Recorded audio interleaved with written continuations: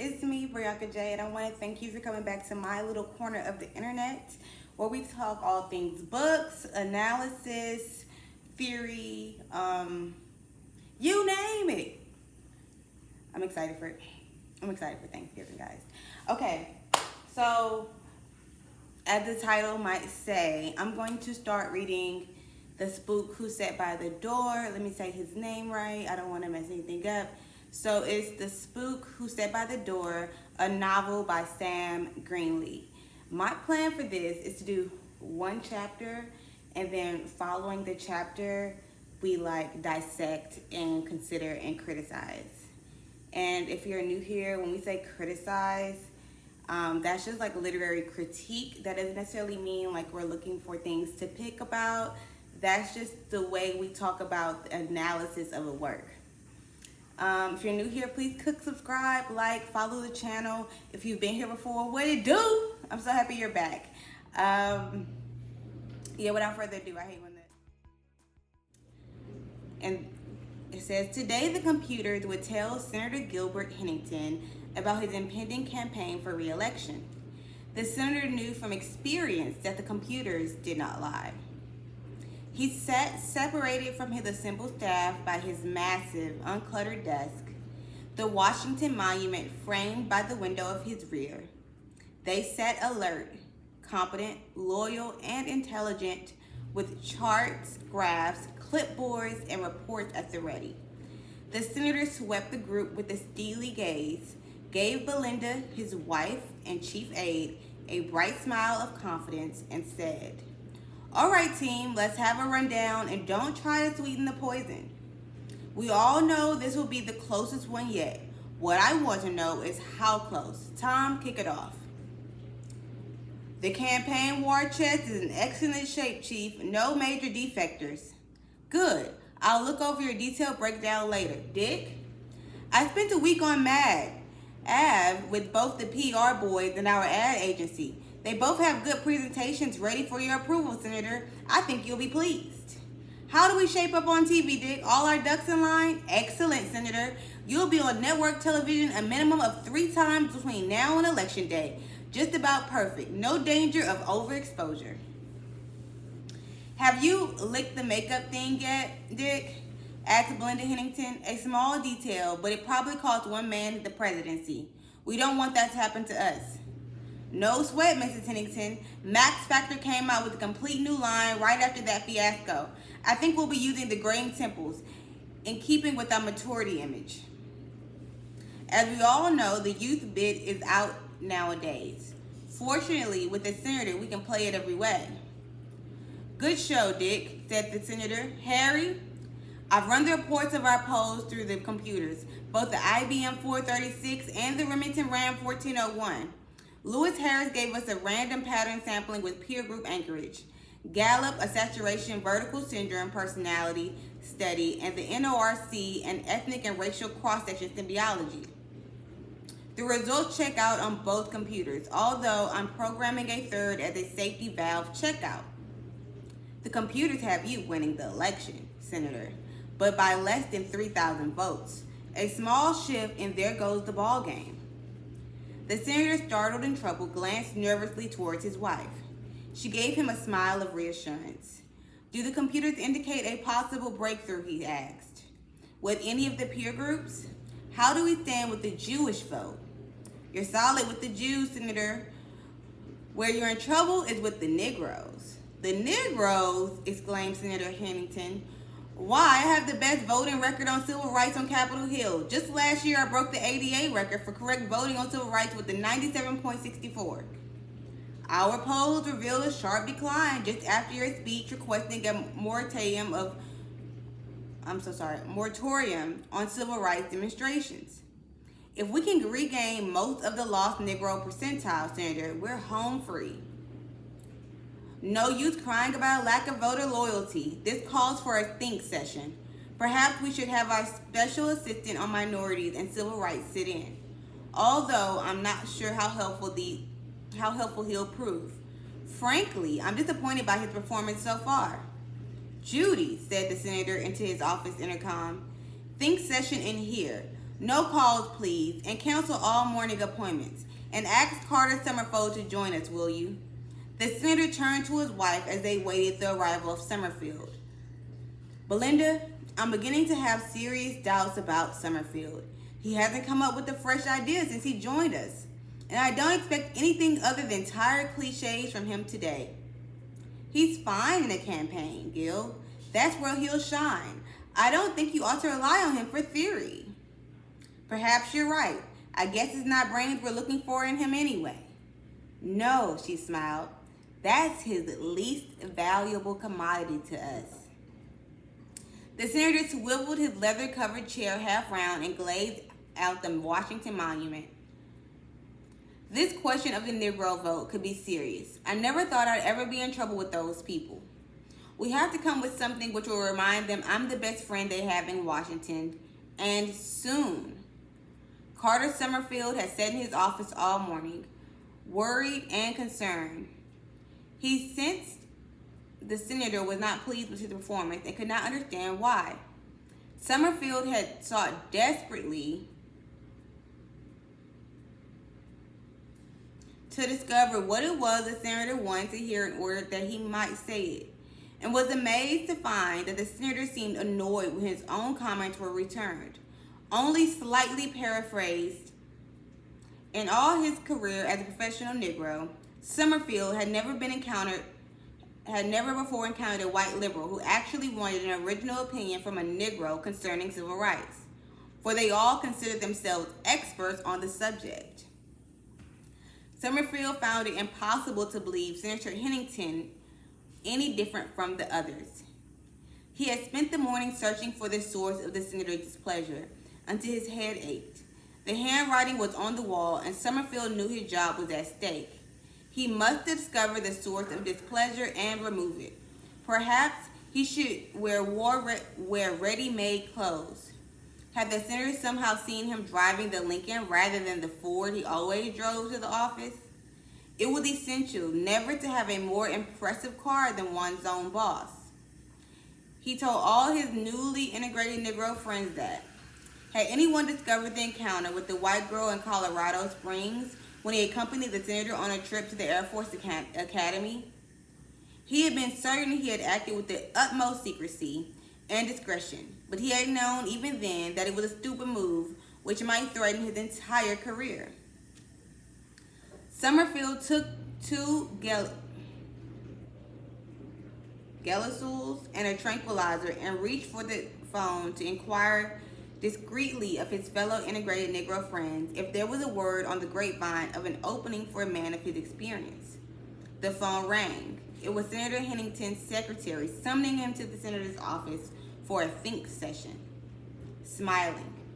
As always, when in the presence of whites, Summerfield entered the senator's office, his eyes darting from face to face for some sign concerning his present status. But the looks of the other members of the staff were no longer funeral, and the senator greeted him with a warm smile as he motioned Summerfield to an empty chair, briefly inquiring about his wife and children. "It seems, Carter," said the senator, "that we're in serious trouble with the Negro vote."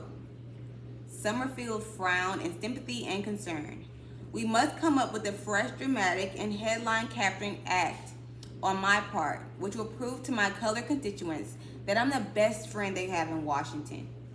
He swept the room again with his steely gaze. Gary Cooper back to the wall but undaunted, "And we must do it today." Summerfield nervously licked his lips. "How about calling a conference of the responsible Negro leaders to discuss your new civil rights bill, Senator?" The senator considered for a moment. "I don't think so, Carter. To be perfectly frank, I don't think the bill will pass this session. White backlash." "How about a fact-finding tour of the African countries?" said Dick. "No, I did that last year and still haven't kicked the dysentery I picked up on safari in Tanganyika." "How about a speech attacking apartheid at Cape Town University?" asked Harry. "I don't think South Africa would grant me a visa." "Gil," said the senator's wife, "why don't we accuse the Central Intelligence agency of a discriminatory hiring policy. Segregation in CIA? Yes, they have no Negro officers at all, mostly menial and clerical help. Are you certain, Belinda? This could be what we're looking for. I'm positive, but I'll check it out. We have a man in personnel over there, you know. Couldn't a change of that nature prove counterproductive, Miss Hennington asked Dick? CIA is almost untouchable as the FBI. Not since you two in the Bay of Pigs, and this should prove an irresistible combination for the press. Cloak and dagger and civil rights. I'm inclined to agree, Belinda, said the senator, who was usually inclined to agree with his attractive wife. What's the best way of springing this thing for maximum impact? Why not at the Senate Watchdog Committee hearing, said Tom. But the hearings are closed, said the senator. It wouldn't be the first time we've used closed hearing for a press leak, Gil. I'll brief Mark Townsend over lunch here in the office on the day of the hearing, said Belinda. Excellent, said Dick. A political columnist of his stature is perfect. Now, how do I play it in the hearings? Indignant, angry, or do I underplay? Dignified, I think, Senator, said Harry. You're shocked and saddened that the agency in closest grips with the forces of godless communism is shackled by the chains of racial prejudice. Right, said Tom. You said that America must utilize the talents of its entire citizenry, regardless of race, color, or creed in the Cold War. They'll deny it at first, said Belinda, then probably claim their personnel files are classified, but they'll back down when we get enough negative press coverage. They're very image conscious nowadays. Carter Summerfield sat looking interested, but carefully silent.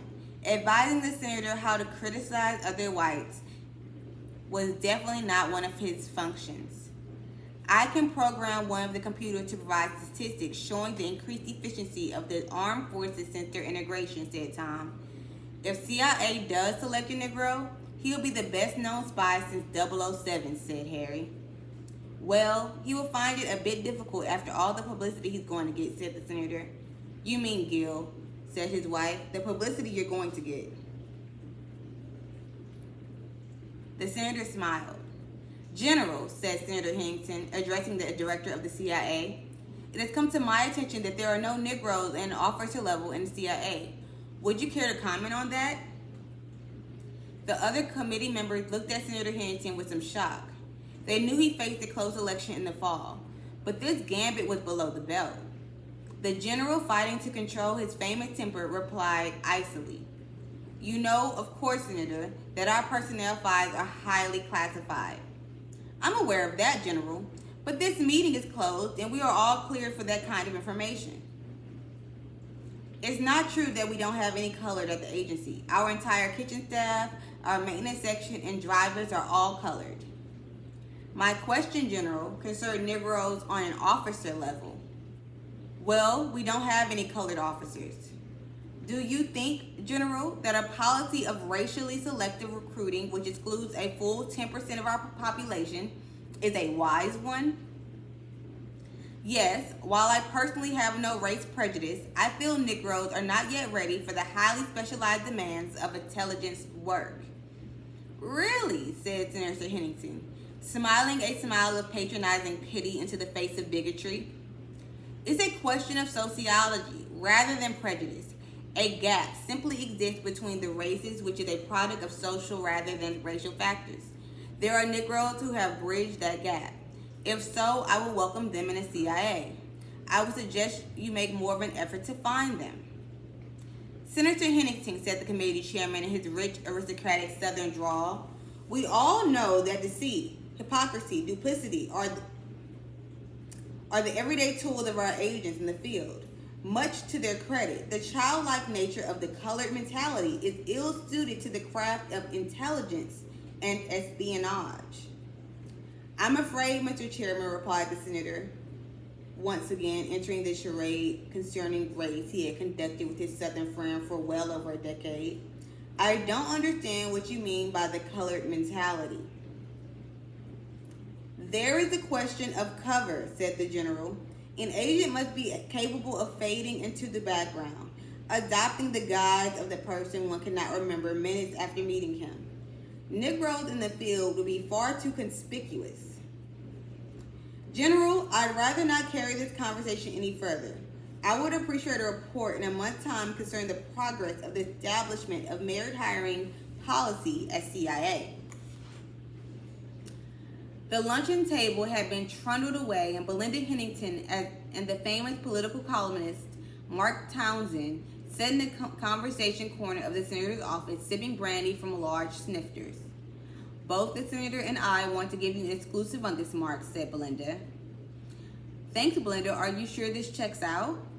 The government is supposed to be at the forefront in merit hiring. Not CIA. We're positive. I have a man at CIA. Mind if I check him out on this? Of course not. You can use an undisclosed CIA source in your lead. This could bring civil rights back into the headlines. It's been suffering from overexposure lately. You're right, Mark. The public has tired of the same old thing. Fire hoses, cattle prods, dogs on one hand, and singing, marching, and praying on the other. Civil rights could use a good public relations man. When will the senator make an official statement? I should guess after the wire services and television pick up your beat. About 3 days, I should think. Sounds about right. Where will you conduct the press conference? Right here. The Washington Monument makes the good backdrop for the television cameras. Almost a Hennington trademark. Townsend had left and Belinda was sipping a well-earned scotch on the rocks when the senator returned. She mixed her husband a drink as he sank into the leather chair behind his big desk. How did it go today, dear? She asked. Couldn't have gone better, honey. I'm certain this is it. Yes, dear. By this time next week, we'll have the Negro vote wrapped up again. She handed the senator his drink and rested one sleek hip on the polished mahogany of the desk.